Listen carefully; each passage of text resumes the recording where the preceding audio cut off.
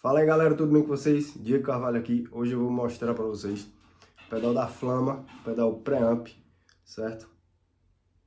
Esse pedal aqui é muito bacana, é o FS06.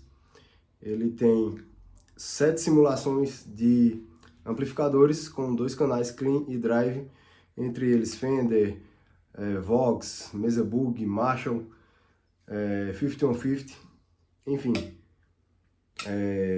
Tem equalização de grave, médio e agudo, volume e ganho, certo? Temos aqui a chave o botãozinho aqui que salva o preset. Você pode salvar uma equalização para o clean, pode salvar outra para o drive separado.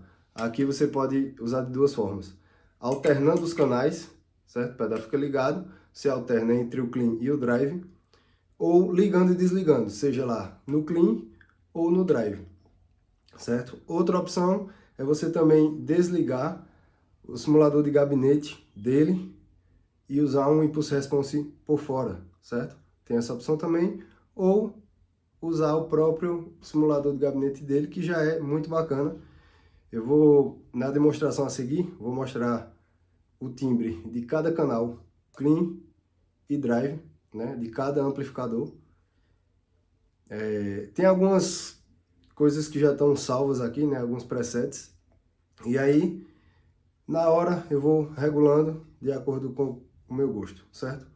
Não vou demorar muito mexendo em todos os parâmetros para o vídeo não ficar muito longo.